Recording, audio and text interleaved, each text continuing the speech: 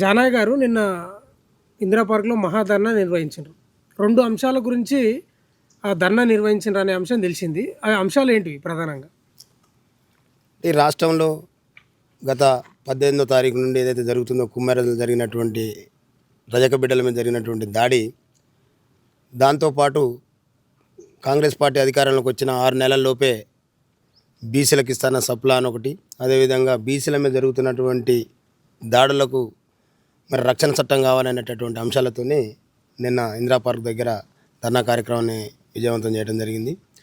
వాస్తవంగా కుమ్మెర ఘటన లాంటి సంఘటనలు ఈ రాష్ట్రంలో ఉండబడినటువంటి బడుగు బలహీన వర్గాల మీద, అంటే వాళ్లకు ఎలాంటి సహకారం లేదు, వాళ్ళ వెనక బలమైనటువంటి వ్యక్తులు లేకపోవడం అనే దానికి నిదర్శనం. ఎందుకంటే 2 నెలల పసిపాపని తన భర్త ప్రాణాలు కాపాడుకోవడం కోసం ఆ రెడ్డి గారి కాలం మొదలుపెట్టిన సందర్భంలో ఆ రెడ్డి అహంకారంతో ఆ పాపను తన్ని చనిపోయిన తర్వాత కూడా ఇవాళ చూస్తూ ఉన్నాం. ఈ కాంగ్రెస్ పార్టీ వాళ్ళ తప్పుల్ని కప్పిపుచ్చుకోవాలనేటటువంటి దుర్మార్గమైనటువంటి ఆలోచనతోని అక్కడ ఉన్నటువంటి ఎమ్మెల్యే గారు కావచ్చు, ఫస్ట్ రోజు మాట్లాడినప్పుడు మన తెలుగు వెలుగులా కఠినంగా శిక్షించాలని మాట్లాడిండు. మళ్ళీ నిన్న వాళ్ళలో వాళ్ళు అనుకొని రాష్ట్రంలో వస్తున్నటువంటి చైతన్యాన్ని చూసి తట్టుకోలేక మరి భవిష్యత్తులో మా రాజ్యం కూలిపోతుంది అనేటటువంటి భయంతో జరిగిన వాస్తవాన్ని అవాస్తవంగా క్రియేట్ చేసే విధంగా ఏదైతే ఆ జాతి బిడ్డ ఉండో వీర్లపల్లి శంకర్ని తీసుకుని పోయి అక్కడ జరిగినటువంటి ఘటనలో పాప లేదని చెప్పడం, అది నిస్సిగ్గుగా ఈ రాష్ట్ర ప్రజలందరూ కూడా ఇలాంటి ప్రభుత్వాన్ని మనం ఏర్పాటు చేసుకునేది అనేటటువంటి విధంగా ఇవాళ ఈ రాష్ట్ర ప్రభుత్వం ఉంది. ఈ రాష్ట్ర ప్రభుత్వంలో ఉండబడినటువంటి మల్లు రవి గారు కావచ్చు, వీర్లపల్లి శంకర్ కావచ్చు, నిజంగా ఏం జరిగిందనే దాంట్లో ఆ ఎస్ఐ, సిఐ, డిఎస్పి అందరూ కూడా ఒప్పుకున్నటువంటి వాస్తవం. అక్కడ జరిగిన ఇన్సిడెంట్లో పాప ఉందని ఆ వీడియోలు కూడా కనపడుతున్నాయి.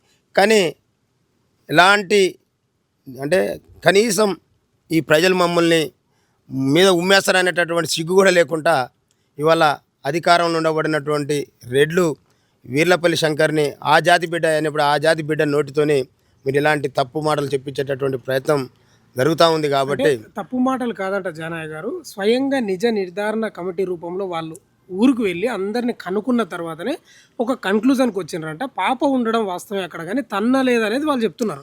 మల్లురావు ఇంకొక అడుగు ముందుకేసి ఏమంటున్నాడంటే, ఎవరైనా పసిపాపను తంతారా మనిషి అన్నవాడు? 2 నెలల పసికందున అనేది మిమ్మల్ని ప్రశ్నిస్తారు. ఆల్రెడీ జబ్బులు ఉన్నాయి, ఆ జబ్బుల వల్లనే అయితే ఇంకొక మాట చెప్తా ఉన్నా, ఈ రాష్ట్రంలో కావచ్చు, ఈ దేశంలో కావచ్చు, భగవంతుని దర్శనానికి పోయిన సందర్భంలో 100 రూపాయలు అనేటటువంటి దాన్ని ఎవ్వరు కూడా లేవు అని చెప్పుకోరు. దర్శనానికి పోయినట్టు ఆ స్థాయి ఉన్నటువంటి ఏ కుటుంబం కూడా ఆ 100 రూపాయల కాడ ఘర్షణ పడి దర్శనం కాడ లొల్లి చేసుకునేటువంటి పరిస్థితి ఉండదు. అంటే ఆ కుటుంబం 100 రూపాయలు పెట్టి దర్శనం చేసుకోలేనటువంటి దీనస్థితిలో ఉన్నటువంటి కుటుంబం కాబట్టి 100 రూపాయల కాడ ఇష్యూ స్టార్ట్ అయింది. అక్కడ ఉండబడినటువంటి రెడ్లు అక్కడికి వచ్చేటటువంటి పబ్లిక్తోనే 1,00,000 మంది పబ్లిక్ వస్తే ఒకళ్ళిద్దరికి ఇక్కడ మేము ఏమన్నా కన్సిడర్ చేస్తే మరి అందరూ అదే వాతావరణంలోకి వస్తారని దాన్ని అంత సీరియస్గా తీసుకున్నారు. కాబట్టి అక్కడ ఆ ఘర్షణ జరిగింది. ఆ ఘర్షణలో ఒకరు కాదు, ఇద్దరు కాదు, వాళ్ళు చెప్పిన లెక్క ప్రకారం, డిఎస్పీ గారు చెప్పిన ప్రకారం ఈ 4 ఆడపిల్లలు కలిసి 8 మంది రెడ్లను కొట్టారని ఎఫ్ఐఆర్ చేశారు. అంత పెద్ద ఘర్షణలో 2 నెలల పాప ఉంది కానీ పాపకి ఏం తగలేదంటే కనీసం వాళ్ళు మాట్లాడుకుంటే మనం వినటానికైతే ఎబ్బెట్టుకుందా లేదా? అంటే ఊరిలో చెప్పారంట, వాళ్ళు రజక కులస్తులు ఉంటారు కదా, 14 కుటుంబాలే ఉన్నాయంట, వాళ్ళే చెప్పారంట ఏంది అనలేదు, అట్లా ఎవరైంది అనలేదు, గొడవ అయితే అయ్యింది కానీ పాపనైతే తనలేదు అనేది వాళ్ళు చెప్తున్నారు. సరే, నేనేమంటున్నా అంటే మేము స్వయాన ఆ గ్రామానికి వెళ్ళినాం. ఆ గ్రామంలో ఈ రజక బిడ్డ ఇంటిని చూసినాం. అక్కడ ఉన్నటువంటి ఆ రెడ్డిల యొక్క అహంకారం గురించి తెలుసుకున్నాం. ఇన్ని జరిగిన తర్వాత ఇవాళ ఏదో అంటారు, ఏదో ఉంటే ఏదో వేస్తారు అని సామెత అక్కడ నడుస్తూ ఉంది. ఇవాళ మొన్న వారం రోజులు జరిగిన ఎపిసోడ్లో డిఎస్పీ ఒక రకమైనటువంటి మాట మాట్లాడిండు. సిఐ అయితే మేము పోయిన రోజు సెలవు పెట్టి దెంకపోయిండు. అక్కడ ఒక బీసీ బిడ్డని తీసుకొచ్చి అక్కడ పెట్టి మేము అడిగిన రోజు కావచ్చు, విశారదన్ మహారాజు గారు పోయిన రోజు కావచ్చు, మిగతా బీసీ సంఘాలు పోయిన రోజు కూడా అన్ని వాస్తవాలే మాట్లాడారు. వారం రోజుల తర్వాత ఈ రాష్ట్రంలో ఆ యొక్క ఘర్షణకు వ్యతిరేకంగా ప్రజలందరూ చైతన్యమై ఈ ప్రభుత్వం మీద తిరుగుబాటు మొదలుపెట్టిన తర్వాత మళ్ళీ కొత్త కథను తీసుకొని వచ్చి కొత్త రకమైనటువంటి పదాలు బయటికి తీసుకొచ్చి మాట్లాడుతూ ఉన్నారు. ఇది ఈ ప్రభుత్వ దాన్ని ఏమంటారు, దాని సిగ్గుమాలిన తనానికి నిదర్శనంగా. రిపోర్టర్లు కూడా సేమ్, అంటే వారు కూడా అక్కడ ఏం దెబ్బలు లేవు, గాయాలు లేవని కూడా చెప్పారు, బయటికి చెప్పారు కదా ఆల్రెడీ. అంటే మేము ఏమంటున్నాం అంటే, పోస్ట్ మార్టం రిపోర్ట్లో ఏముంది ఏం లేదనే దానికంటే ముందు ఘర్షణ జరిగిన వాతావరణంలో పాప ఉందా లేదా, ఒకడు పాప లేదంటాడు, పాప లేదన్నారు. పాప ఉందని ఎవిడెన్స్ ఆ వీడియోలో వాళ్ళ దగ్గర ఉన్న వీడియోలు చూపే కానీ పాప ఉంది కానీ దెబ్బలు. నేను ఏమంటున్నానంటే ఈ రాజ్యం ఎవరి చేతిలో ఉంది? ఈ రాష్ట్రంలో ఎవరు అధికారాన్ని చలాయిస్తూ ఉన్నారు? అక్కడ ముఖ్యమంత్రి గారు రెడ్డి, ఎమ్మెల్యే గారు రెడ్డి, ఎమ్మెల్సీ రెడ్డి, తన సర్పంచ్ రెడ్డి, అది వసూలు చేసింది రెడ్డి, ఈ డాక్టర్ కూడా రెడ్డినే. ఇవాళ అనేక రిపోర్ట్లు తారుమారైతున్నటువంటి సందర్భం మనం చూసి ఎఫ్ఎస్ఎల్ సంబంధించినటువంటి మొత్తం డాక్యుమెంట్కి సంబంధించిన ఆఫీస్ మొత్తం తగలబడిపోయింది. ఎందుకంటే ఒక ముఖ్యమైనటువంటి కేసులు ఏదైతుందో వాటి నుంచి వాళ్ళని కాపాడుకోవాలంటే ఆఫీసులే తగలబెట్టారు. ఈ రిపోర్ట్ పెద్ద ఇది కాదు కదా. మేము ఏమంటున్నాం అంటే మీరు మాట్లాడే మాట మీద ఏదో ఒక మాట మీద స్టాండ్ ఉండండి. పాప లేదని ఒకసారి, పాప ఉందని ఒకసారి, పాప తగిలిందని ఒకసారి. అక్కడ జరిగినటువంటి దుర్ఘటన ఆ రెడ్డి అహంకారానికి నిదర్శనము. కాబట్టి ఆ యొక్క వర్గాల నుండి మా జాతిని కాపాడుకోవడం కోసం ఇవాళ ఈ రాష్ట్రంలో అట్రాసిటీ చట్టాన్ని ఏదైతే కామారెడ్డి డిక్లరేషన్లో వాళ్ళు ఇచ్చిర్రో, బీసీ సప్లానిస్తా అని, వీటన్నిటిని కూడా దృష్టిలో పెట్టుకుని ఇంకోటి ఏంటంటే నిన్న ఖమ్మంలో వెలుగుమట్ల ఎంత అన్యాయం. అక్కడ పోయి చూస్తే వాళ్ళ బాధ వర్ణాతీతం. పిల్లలకు తెల్లారితే ఇంటర్మీడియట్ ఎగ్జామ్ స్టార్ట్ అవుతూ ఉన్నాయి. ఇంటర్మీడియట్ చదువుకునే పిల్లలు, అక్కడ డిగ్రీ చదువుకునే పిల్లలు, 10th చదువుకునే పిల్లలు. నీకు ఎంత బలమని ఉండని ఇవాళ నువ్వు రాత్రికి రాత్రే ఒక అర్ధ గంట ముందు నువ్వు ఇమీడియట్గా పోలీసులను దింపి అల్ల నుంచి వాళ్ళని గుంజేసి ఆ ఇల్లు నేలమట్టం చేయడం అంటే ఇలా బల్బు కదా. ఇదే రేవంత్ రెడ్డి గారు ఎన్నికలకు బిఫోర్ ఏం మాట్లాడు, అవునండి పేదోళ్ళు వాళ్ళకి అవకాశం ఉంది వేసుకుంటారు, ఏదైనా ఉంటే ప్రభుత్వం ద్వారా కావాల్సిన చట్టాలను ఆ చట్టాల ద్వారా వాళ్ళకు రెగ్యులరైజ్ చేస్తాం, ఇల్లు కట్టిస్తాం, చేయొచ్చు. వాళ్ళ ఇసుక ఖరాబు, సిమెంట్ ఖరాబు, కంకర ఖరాబు, ఇన్ని నీతిగల మాటలు మాట్లాడినటువంటి ఈ ప్రభుత్వమే కదా అక్కడ ఉంది. మరి అక్కడ పొంగులేటి శ్రీనివాసరెడ్డి గారు కావచ్చు, బట్టి విక్రమార్క కావచ్చు, తుమ్మల, వీళ్ళందరూ కూడా నేను ఏమంటున్నంటే నిజమైన పేదోడు కాకపోతే ఆ అడవిలోకి పోయి కరెంటు లేదు, నీళ్లు లేవు, రోడ్లు లేవు, ఎలాంటి సౌకర్యాలు లేకున్నా ఒక 10-12 ఏళ్ల నుండి అక్కడ గుడిసెలు వేసుకొని ఉంటురు అంటే ఏదైనా ఆర్థికంగా ఇంతో అంత ఉన్నోడు ఉంటాడు అక్కడ ఎవడన్నా. గా మాత్రం ఉన్న వీళ్ళకి సిగ్గుండాలి కదా. నీతిమాలిన చర్యలు కాకపోతే ఏ ఆధారం లేకుండా 10 ఏళ్ల నుంచి అక్కడ ఉన్నటువంటి వాళ్ళ మీద పడి కోర్టు ఏదో ఆర్డర్ ఇచ్చిందని హర్రీబరి నువ్వు అట్లా అనుకుంటే వాళ్ళ ఐఏఎస్లు ఐపీఎస్లు ఎంతోమంది ఆ భూదాన భూములలో. భూదాన భూముల యొక్క ఉద్దేశం ఏంది అంటే ఎక్కువ భూమి ఉన్నటువంటి వాళ్ళు దానం చేసినటువంటి భూముల ఎవరి కోసం దానం చేశారు? పేద బడుగు బలైన వర్గాలు ఎవరైనా ఉంటే వాళ్ళు చేసుకొని బతకడం కోసం. వారికి కూడా ఇందిరమ్మ కూడా ఇస్తామని చెప్తున్నారు. నేను ఏమంటున్నానంటే నష్టపోయిన తర్వాత ఇక్కడున్న ప్రజలందరూ కూడా తిరుగుబాటు మొదలుపెట్టిన తర్వాత, ఇక్కడ ఉన్నటువంటి సంఘాలు తిరుగుబాటు మొదలుపెట్టి ఇక్కడ ఉన్నటువంటి ప్రజలందరూ చైతన్యవంతులు అయిన తర్వాత మేము ఇప్పుడు ఇస్తాం, మీకు 5 లక్షలు ఇల్లు ఇస్తాం, ఇది ఇస్తాం, ఈ కాదు కదా. మానవత్వం ఉండాలి కదా అంటున్నాం. ఈ సమాజంలో ఇవాళ అందరూ ఒకే రకంగా లేరు. ఇవాళ పొంగులేటి శ్రీనివాసరెడ్డి గారు, తుమ్మల నాగేశ్వరరావు గారు ఈ పార్టీ కాకపోతే ఆ పార్టీ, ఆ పార్టీ కాకపోతే ఈ పార్టీ, ఉన్న పైసలు పెట్టుకొని పోతారు, పదవులు తెచ్చుకుంటారు. మరి పేదోడు ఈడ కాకపోతే ఇంకొకడు కాకపోతే ఇంకొకడు గుడిసెలు వేసుకోలేరు కదా. వాడు కట్టుకున్న గుడిసె వాని రెక్కల కష్టంతోనే 6 కాలం కూలి పని చేసి, వాచ్మెన్గా చేసి, అటెండర్గా చేసి, ఇళ్ళల్లో పాచి పని చేసి కూడబెట్టుకుని ఇల్లు కట్టుకుంటే వాళ్ళని ఒక్కసారి వాళ్ళని నేనేమంటున్నంటే ఈ పేద వర్గాల ఉసురు ఉరికనే పోదు. ఈ ప్రభుత్వంలో ఉన్నటువంటి పెద్దలందరూ కూడా మూల్యం తెలుసుకోవాలి. ఇక్కడ పోతే 2 నెలల పసిపాపను చంపి ఇక్కడ ఒక డ్రామా చేస్తారు. అక్కడనేమో ఉన్న ఇల్లు రాత్రికి రాత్రి ఎంత దౌర్భాగ్యం. నేనేమంటున్నంటే నీకు దమ్ముంటే ఇవాళ హైరేజ్ అపార్ట్మెంట్లు కన్స్ట్రక్షన్ అయితే ఉన్నాయి. ఇల్లీగల్ ల్యాండ్లలో, డిస్ప్యూట్ ఉన్న ల్యాండ్లలో, భూదాన భూములలో అనేక ప్లేసులలో అనేక రకాలు నడుస్తూ ఉన్నాయి. ఇవాళ ఉన్నటువంటి మన రేవంత్ రెడ్డి గారు అక్కడ ఇండస్ట్రీలకు సంబంధించినటువంటి దాన్ని అంటే అక్కడ సబ్ రిజిస్టార్ ఎస్ఆర్ వాల్యూ కంటే కూడా 30% తగ్గించి వాళ్ళని రెగ్యులరైజేషన్ ఏం వాళ్ళకి పోగలేదా, బట్టకు లేదా, వాళ్ళ పూటకు బియ్యం దొరకకనా, వాళ్ళకేమో నువ్వు అట్లా చేసినావు, లక్షల కోట్ల రూపాయలు ఉంటా చెప్పినావు. ఒక పేదోడు 200 గజాలల్లా తను అన్ని అవకాశాలు ఉన్నాయి కదా అని గుడిచేసుకుండు భూదాన భూమి ఎవడో పట్టాయించిన దొంగ ఎవడో ఉంటాడు, ఇంకోడు ఉంటాడు. వాళ్ళు మధ్యవర్తుల కాడ మోసపోయి ఉండు. కానీ మోసం చేసినటువంటి వ్యక్తులను సరే శిక్షించడం, వాళ్ళ చేతిలో మోసగించబడ్డటువంటి వాళ్ళని ఇల్లు కూలగొట్టడం అనేది. అంటే ఈ రాష్ట్రంలో మెజారిటీ వర్గాలని ఈ రకమైనటువంటి కుట్రలతోనే అణచివేస్తున్నటువంటి విధానాన్ని ఇక్కడ ఉన్నటువంటి ప్రజలందరూ కూడా ఇవాళ గుర్తెరిగిర్రు. ఇవాళ ఈ రాష్ట్రంలో ఉన్నటువంటి అన్ని సంఘాలు ఐక్యమైనవి, బీసీ, ఎస్సీ, ఎస్టీ, మైనార్టీ సంఘాలన్నీ ఐక్యమైనవి. ఎప్పటికైనా అధికారం అనేది మన చేతిలోకి రాకపోతే మన బతుకులు ఇంతే అనేటటువంటి వాస్తవాన్ని జర్నలిస్టులను కూడా కేసులు పెట్టిన ప్రయత్నం కూడా చేస్తున్నారు. కేసులు పెట్టడం కాదు, ఇవాళ భూదాన భూముల కాడికి పోతున్నప్పుడు మన తొలి వేలు కావచ్చు, కాలోజీ కావచ్చు, ఇంకా అనేక ఛానల్ వాళ్ళని మేము చూసినాం కదా, తీసుకుపోయి నిర్బంధించి వాళ్ళని జైళ్ళలో పెట్టి, స్టేషన్లలో పెట్టి, అంటే ఎక్కడ ప్రశ్నించే గొంతుకలు కూడా లేకుండా చేయడం. ప్రివెంట్ అరెస్ట్ అనేది ఉందా అసలు రాజ్యాంగంలో? అంటే వాళ్ళకి అవసరమైనప్పుడు ప్రివెంట్ అరెస్టులు ఉంటాయి, ఇంకోటి ఉంటాయి. వీళ్ళ దానికి వచ్చినప్పుడు మాత్రం అవతల ప్రభుత్వాలు ఉన్నప్పుడు మాత్రం ఇవన్నీ తప్పైతే, వీళ్ళ కాడికి వస్తే ఒప్పైతే. ఇవాళ ఈయన రేవంత్ రెడ్డి ఈయన కష్టంతో అధికారంలోకి వచ్చిందా? ఇవాళ ఇదే మన తొలి వెలుగు, ఇదే కాలోజీ, ఇదే క్యూ న్యూస్ ఇలాంటి ఛానళ్ళతోనే ఈ ప్రభుత్వాన్ని ఎండగడితే ఇవాళ ప్రజలు చైతన్యవంతులై ఆల్టర్నేటివ్ పార్టీ ఉందని తెలిసి ఈ పార్టీకి ఓట్లేసారు తప్పితే ఈయన గొప్పతనం గురించి ఈయన పెద్ద పోటు మనగాడను ఈయన ఏదో ఉద్ధరిస్తాడని ఏం చేయలే. కానీ వీళ్ళ గొప్పతనాన్ని మర్చిపోయి వీళ్ళని తీసుకుపోయి జైల్లో పెడితే మరి అదే ప్రజలు మళ్ళీ చూస్తూ ఉన్నారు కదా. అంటే ఇప్పుడు ప్రభుత్వ భూములు కాపాడుతున్న ప్రభుత్వానికి టీఆర్పీ పార్టీ వ్యతిరేకమా? 100% ప్రభుత్వ భూములు కాపాడుతున్న ప్రభుత్వాన్ని కాదు, పేద ప్రజల కడుపు కొడుతున్నటువంటి ఈ ప్రభుత్వానికి మేము వ్యతిరేకము. ఈ రాష్ట్రంలో ఉండబడేటటువంటి ప్రజలందరూ కూడా జీవించే హక్కు ఉంది, వాళ్ళు నివాసాన్ని ఏర్పాటు చేసుకునేటటువంటి హక్కు ఉంది. వీళ్ళు అక్రమంగా వేల కోట్ల రూపాయలు దోపిడీ చేయట్లేరు. కాళేశ్వరం ప్రాజెక్టు పేరు మీద వేల కోట్ల దోపిడీ చేసిన అన్న కేసీఆర్ కనపడతలేడు ఈయనకు, ఇంకో రూపంలో దోపిడీ చేసిన ఆయన కనపడతలేడు. పేదోడు 200 జాగాల స్థలంలో ఒక గుడిసేసుకొని బతికితే ఈయన ప్రభుత్వ భూమిని కాపాడుతున్నట్టు. ఐఏఎస్లు ఐపీఎస్లు ఇవాళ అనేక రకాల వార్తలు అన్ని మీడియాలలో వచ్చినాయి కదా. ఎక్కడెక్కడ ఎన్ని వందల ఎకరాలు ఎన్ని లక్షల ఎకరాలు కబ్జాకు గురైనాయి. ధరణి పోర్టల్ వచ్చిన తర్వాత వేల ఎకరాలు లక్షల ఎకరాలు కబ్జా ఎక్కడ ఎన్ని ఎకరాలు గుంజుకొచ్చి ముందలు పెట్టినావు చెప్పండి. పేదోని కాడున్న 200 గజాల స్థలం కోసం నీకు ఇంత తాపత్రయం ఉంటే మరి ప్రజలు గమనించరా? నీ ప్రభుత్వాన్ని పాతరేసి తీసి ఉంది ఆ ప్రాజెక్టు గోదావరి ప్రాజెక్టులో బొంద పెడతారు మళ్ళీ రంగాలు కనపడకుండా. నేనేమంటున్నంటే మానవత్వంతో పరిపాలన జరగాలి. ఇవాళ నీకు అధికారాన్ని నీ తెలివితేటలను నీ ఒక్కను చూసి ఇయ్యలే. ఈ రాష్ట్రంలో తెలంగాణ రాష్ట్రం వస్తే ఇక్కడ ఉండబడినటువంటి బడుగు బలహీన వర్గాల బతుకులలో మార్పు వస్తుంది. ఇవాళ నీళ్లు నిధులు నియామకాలు అనేటటువంటి సిద్ధాంతాన్ని ప్రజలకు పోయినాం. ఈ నీళ్ళు వస్తే ఇక్కడ ఉన్న బీడు భూములు పొలాలుగా మారుతాయి, నిధులు వస్తే ఈ గ్రామాలు మారుతాయి.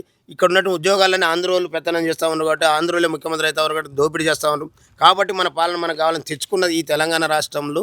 ఈ కేసీఆర్ నియంతృత్వ పాలన మొదలుపెట్టి ఇక ఉన్నంతకాలం నేనే రాజు నేనే మంత్రి అనేటటువంటి దుర్మార్గమైనటువంటి ఆలోచనతో పరిపాలన కొనసాగిస్తున్నప్పుడు ఈ యూట్యూబ్లే కదా ఈ ప్రజలు చైతన్యం చేసినటువంటి యూట్యూబుల్ని అడ్డం పెట్టుకొని ఇవాళ రేవంత్ రెడ్డికి అధికారాన్ని ఇస్తే ఇవాళ ఒక్కడన్నా ఒక కేసీఆర్నో హరీష్ రావునో కేటీఆర్నో జైల్లో పెట్టిండా? ఇవాళ వేల కోట్లు దోపిడీ చేసిండని ఆయనే మాట్లాడి వాళ్ళ పాపను వాళ్ళే పోతారని అంటున్నాడు కదా. అంటే వాళ్ళ పాపాన్ని అయితే వాళ్ళని వదిలేస్తావు. ఇక్కడ పేదోడు గుడిసేసుకుంటే మాత్రం పేదోడు గుడిసెలు లేకుండా లెవెల్ చేసి వాళ్ళ బతుకులు రోడ్ల మీద వేసి వాళ్ళ బతుకుల ఎంత దారుణం భయ్. నేను అంటున్నా కేసీఆర్ కంటే ఉత్కృష్టంగా ఈ కాంగ్రెస్ పాలన జరుగుతూ ఉంది. ఈ కాంగ్రెస్ పార్టీ తెలంగాణ ఇచ్చిన చెప్పుకున్నా కూడా 10 ఏళ్ళ వాళ్ళకి అధికారం లేకుండా ఎందుకు చేసినట్టు ఇలా చేసిన దుర్మార్గాలు. అందుకనే ఇవాళ కాంగ్రెస్ పార్టీ పతనావస్థకు వచ్చింది. ప్రత్యామ్నాయంగా ఇవాళ ఈ రాష్ట్రంలో బీసీలు చైతన్యవంతులు అవుతా ఉన్నారు. బీసీలు అందరూ కూడా ఐక్యమైనము. ఇవాళ ఒక చిన్న ఇష్యూ వచ్చింది, కుమ్మెర ఘటనే 2 నెలల పాప దానికి ఏమి లేదనే కదా ఫుట్బాల్ ఆట ఆడారు. కానీ ఇవాళ మెయిన్ మీడియా ఎక్కడ కూడా ఆ అన్యాయాన్ని ఎక్కడ చూపించకపోయినా ఇవాళ మా యూట్యూబ్ ఛానల్ ఏదైతే ఉన్నాయో యూట్యూబ్ ఛానల్ సోషల్ మీడియా వేదికగా ఇవాళ ఆ అన్యాయం బయటకు వచ్చిన తర్వాత రాష్ట్రం అంతా ఐక్యమై ఇవాళ వాళ్ళని 36 సార్లు నీళ్ళు దాపుతూ ఉంటే ఆ రెడ్డి వర్గాలను కాపాడుకుంటానికి ఒక దళిత ఎంపీని ఒక దళిత బీసీ ఎమ్మెల్యేని అడ్డం పెట్టి డ్రామాలు చేస్తారు. సపోర్ట్ చేస్తున్నట్టు మరి వాళ్ళు అంటే బ్రదర్ నేను ఏం చెప్తా అంటే ఇవాళ ఎంత జరిగినా లాస్ట్కు అధికారం అనేటటువంటి దాని పవరు దానికి ఉంది. ఇవాళ వీర్లపల్లి శంకర్కు ఒక మంత్రి కావాలి, పక్కన కూర్చోబెట్టుకుని బట్టలు ఉతికేట ఆయన ఎమ్మెల్యే, ఈయన కూడా ఎమ్మెల్యే చదివి ఈయన ఓట్లన్నీ ఈయన నియోజకవర్గంలో ఈ రాష్ట్రంలో ఈయనకున్న ఓట్లని ఈయన ఓడు అసలు మా బిడ్డని ఎమ్మెల్యే చేసిన బట్టలు ఉతకట ఆయన ఎమ్మెల్యే చేసిన చేపలు పడతా ఆయన ఎమ్మెల్యే చేసి ఈయన చేసిండట. ఈయన అయ్యా జాగిర్ ఉంది, కాంగ్రెస్ పార్టీ ఫౌండర్ అయినా సిగ్గానిపియాల మాట్లాడుకుంటానికి. నేనేమంటుంటే వీర్లపల్లి శంకర్ వాళ్ళ జాతులకు అట్లా అన్యాయంగా మాట్లాడతాడా నిజంగా జెన్యూన్ ఉంటే? అంటే నేనేమంటున్నంటే జెన్యూన్ ఎక్కడదబ్బా. నేనేమంటూ ఇవాళ ఈ అన్యాయం ఇప్పుడు వెలుగు మట్ల కాడ జరిగిన నేల మట్టం అయింది కూడా వాస్తవేనా? కళ్ళకు కనపడతలేదా? అదంటే తనది పోస్ట్ మార్టం రిపోర్ట్ అంటారు. మరి ఇది ఒక్క బీసీ బిడ్డ మాట్లాడుతూ ఉండా.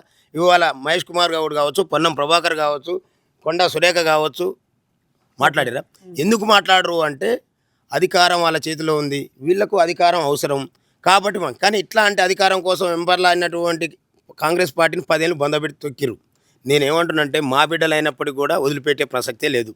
ఇవాళ కుమ్మెర ఘటన ముమ్మాటికి రెడ్డిల అహంకారంతో అధికార మదంతో వాడేంది అనేటటువంటి వాడొక పనికిరాని రజక బిడ్డ. వాని గుడిసె చూడండి, సర్పంచ్ ఇంటి ఉంటుంది.